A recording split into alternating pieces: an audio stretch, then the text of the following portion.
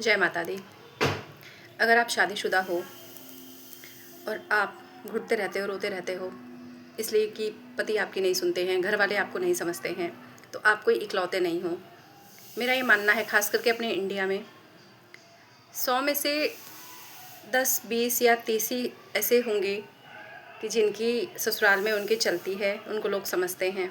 वरना अधिकतर चाहे कोई भी समय रहा हो, चाहे हमारी दादी नानी का समय रहा हो, उनके माँओं का समय रहा हो, चाहे हमारी माँओं का समय रहा हो, एक औरत जब अपना घर छोड़ के आती है ससुराल में, तो उससे सबकी ना आस बंधी रहती है।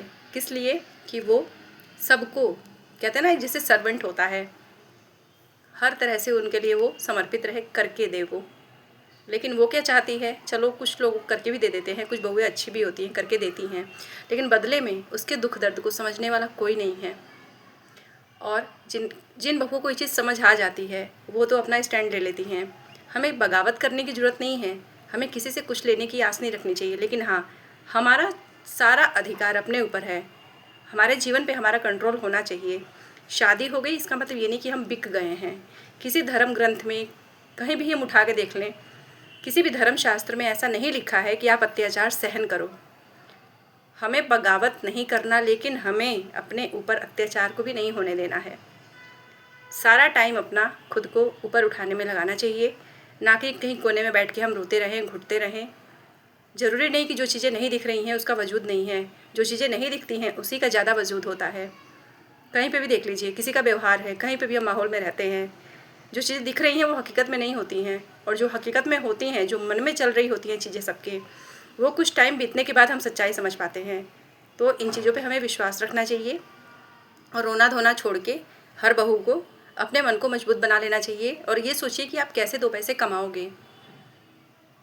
सबकी सेवा करिए, सब कुछ करिए, लेकिन खुद को मिटा के नहीं। अगर आपके लिए कोई स्टैंड लेने वाला नहीं है, आपके दुख दर्द को कोई समझने वाला नहीं है, और ख़ास करके हमारे ये भारतीय समाज में होता है, हमारे इंडिया में ये होता है, होता आया है और होता रहेगा। अगर आप जागरूक नहीं हो, हमें कहीं तलवार उठाने की ज़रूरत नहीं है, लेकिन हमें अपने लिए खड़ा होना पड़ेगा। चाहे आप थोड़ा भी कमा पाओ, अपनी कमाई, जैसे हम कह रहे हैं ना, सांस लेना ज़रूरी है। कोरोना के टाइम में क्या था? ऑक्सीजन कितना महंगा बिक रहा था, क्योंकि वो हमारा जीवन है, उसके बिना हम जीवन की कल्पना भी नहीं कर सकते। जैसे सांस निकलती है, हाथ खड़े कर देते हैं डॉक्टर भी। कोई माई के लाल में दम नहीं है कि जो उसको फिर से पेशेंट को ज़िंदा कर सके। वो दुनिया से गया तो गया। तो ऐसे ही हम हैं। हमारे लिए पैसा क्या है, हर एक वो इंडिविजुअली इंसान समझ सकता है जिसने इन चीज़ों को झेला है। अगर आप माँ हो, अगर आप बहू बन चुकी हो, किसी की पत्नी हो, तो हमें किसी के आगे अगर बिन कहे चीज़ें मिल रही हैं तो बहुत अच्छी बात है। उसके बावजूद भी आपको कमाना आना चाहिए, क्योंकि किसी चीज़ की कोई गारंटी नहीं है। आप छोटा मोटा जो भी कर सकते हो आप शुरू करो। कहते हैं ना, बूंद बूंद से सागर भी भर जाता है। तो जहाँ चाह है वहाँ राह है। रोते रहने से, किसी से आस बांध के बैठे रहने से, क्लेश करने से, अपनी सारी एनर्जी को, अपनी ऊर्जा को इन चीज़ों में खपत कर देने से कल को आपके हाथ से पछतावा आएगा। अगर आप कोशिश करोगे तो ये यूनिवर्स जो है, ये भगवान जो है, ये प्रकृति हमें राह देती है। लेकिन घर में बैठे रहने से हमें रास्ते नहीं मिलते, चार दीवारी में रहने से हमें रास्ते नहीं मिलेंगे। इसके लिए आपको बाहर निकलना पड़ेगा। जितने लायक भी आप सक्षम हो, जितनी भी आपको नॉलेज है, जितना भी आप पढ़े लिखे हो, नहीं पढ़े लिखे हो, कमाई के बहुत रास्ते हैं। आपके अंदर इच्छा शक्ति होनी चाहिए। अन्याय से दबना नहीं है, और सक्षम होने के बाद किसी पे अत्याचार करना भी नहीं है। इतना सक्षम रहिए कि आप अपना तो सहारा बने ही, उसके बाद हम देखें कि इस समाज में किसे ज़रूरत है, सच में जिसे ज़रूरत है, हम उसको भी उठाने का प्रयत्न करें। होता क्या है कि लोग अपने लिए तो खड़े हो जाते हैं, एक टाइम आता है मजबूत भी हो जाते हैं, लेकिन फिर वो जो अपने से कम होते हैं उन पे एहसान जताने लगते हैं, उनको नीचा देखते हैं, उनको हीन समझते हैं, उनको दबाने लगते हैं। लेकिन ये भी एक अन्याय है। हम तो अन्याय देख के हमने खुद को, अपने आप को मजबूत किया, लेकिन खुद मजबूत होने के बाद हमें भी किसी पे अत्याचार नहीं करना चाहिए, क्योंकि भगवान अहंकार को ज़्यादा दिन नहीं चलने देते। तो कहने का मतलब यही है कि शादी भी ज़रूरी है, हर चीज़ ज़रूरी है, जीवन कर्मों पे ही चलता है। मन को मजबूत करने की ज़रूरत है। और ये जो चीज़ें होती हैं ना, थोड़े समय की आंधी होती है। जिसने इस आंधी में अपने आप को संभाल लिया, उसका आगे का टाइम संवर जाता है। मुसीबतें आती हैं हमें तोड़ने के लिए नहीं, हमें कुछ कहना चाहती हैं, वो हमें जगाना चाहती हैं। जो समझ गया वो संवर जाता है, जो नहीं समझता है उसका जीवन वहीं पे ख़त्म हो जाता है। खुद को मजबूत करिए, उठिए और ऐसे बनिए कि लोगों को प्रेरणा मिले आपसे।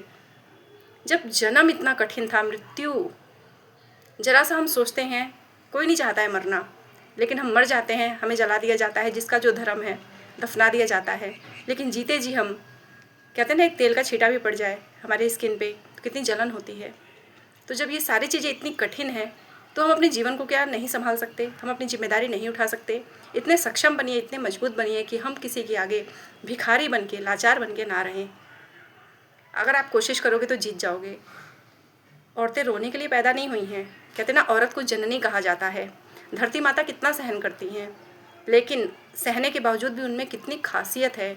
इसी धरती से सोना, चांदी, हीरा, मोती, पानी, हर चीज़, फसल क्या नहीं निकलता है, जिससे आज मानव का जीवन आसान है। तो जो भी बहुएं मुझे सुन रही हैं, जिनकी भी शादियां हो चुकी हैं, शादी का लेके रोना मत रोते रहिए। और ऐसा भी नहीं है कि आप जिसके पास हो कुछ कमियां हैं उसको छोड़ के कहीं और जाओगे तो आपको उससे आपका जीवन बहुत अच्छा हो जाएगा। उल्टा लोगों का एक माइंडसेट बन जाता है कि अगर इतनी अच्छी होती तो दूसरी जगह क्यों आई रहती। हमारे भारतीय समाज में ये सोच है।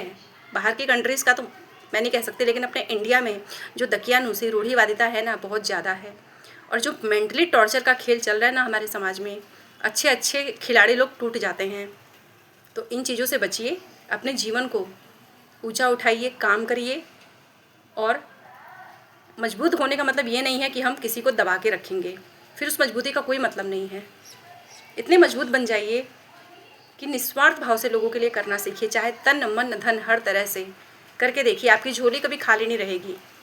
कहते हैं ना कि अगर याद करोगे, दया करोगे तो आप याद आओगे, अगर किसी का भला करोगे तो आपको भी लाभ मिलेगा, क्योंकि भगवान ने ऐसे ही नियम बना रखे हैं। बहुत बहुत थैंक यू। जय माता दी।